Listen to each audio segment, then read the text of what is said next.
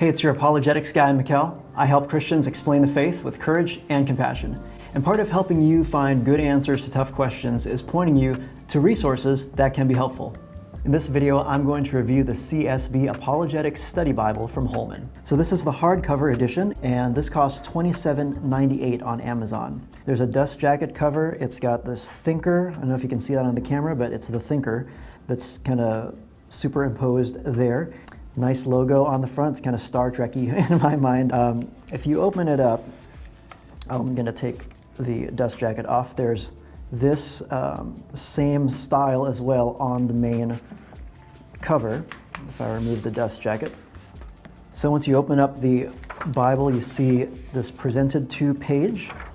And one of the features of this Bible that sets it apart from other Bibles is that there are short articles.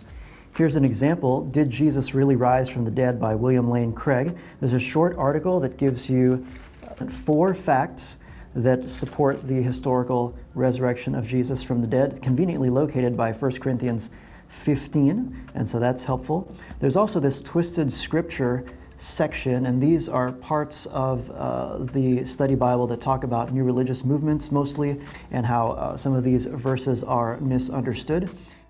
Each book of the Bible has an introduction that's focused more on apologetics issues. For example, for the Gospel of Luke, there's a section on authorship.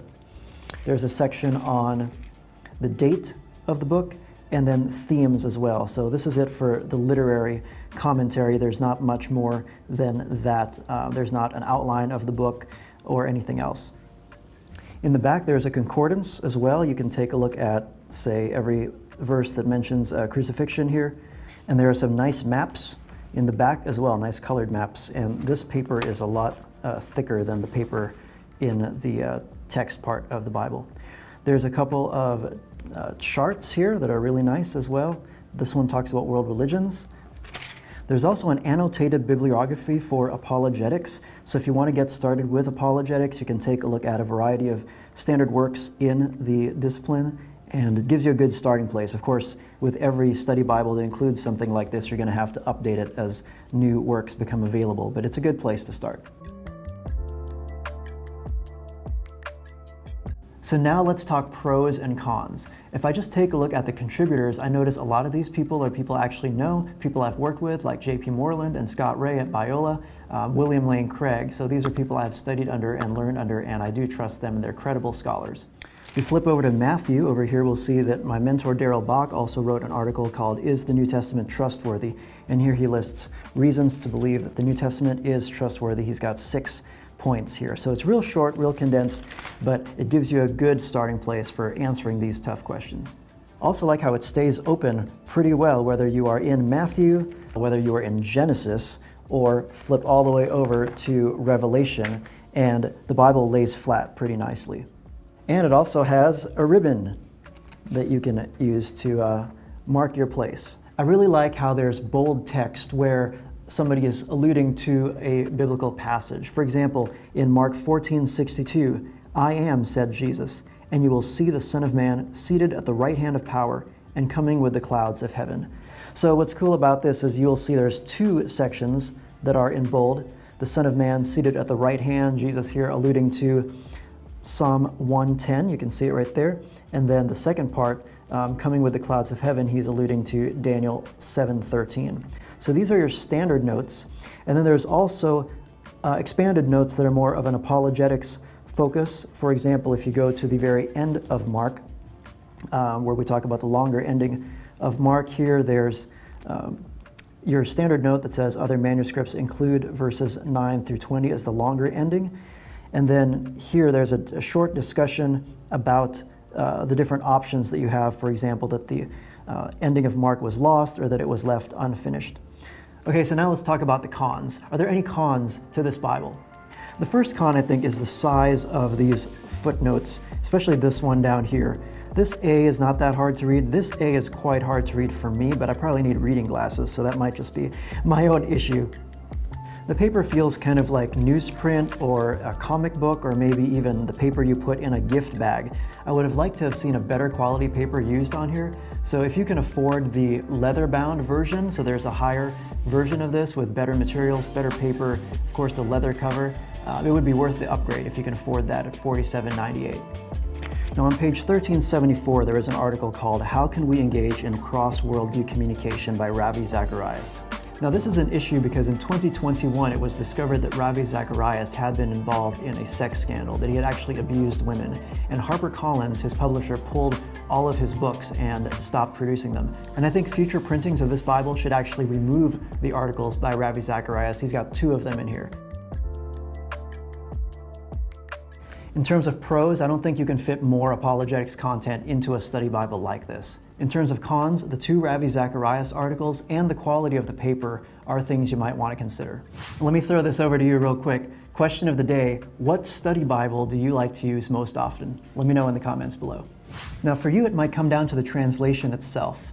This is a revision of the HCSB. It's kind of between the ESV and the NIV, kind of like the Net Bible.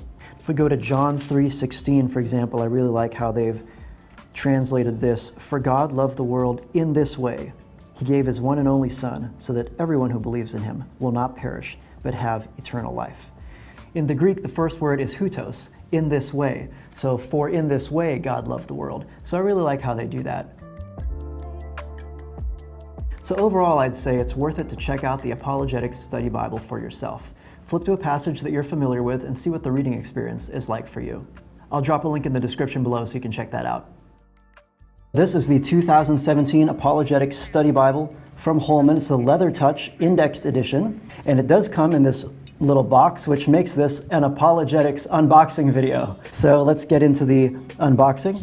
It has the Apologetics Study Bible on the side, and features includes commentary and articles on apologetics from over 90 leading apologists. I've actually gone through all these features in the previous video that I made on the hardback version of this. So it has the same logo, just like was on the hardback version of this Bible. Let's go ahead and open up the box. Very nice.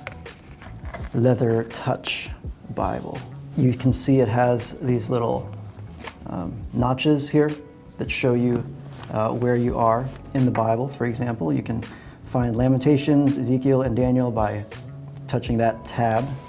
But let me talk about the cover first. The leather, actually it's not real leather, it's imitation leather, but it really feels nice. It feels like real leather. And okay, it doesn't smell like real leather, but take a look at the spine there. It has the CSB logo with that kind of Star Trek type logo on it, which looks pretty cool. The Apologetics Study Bible, Christian Standard Bible, that's the version or the translation, and it is by Holman, which is an imprint of Lifeway.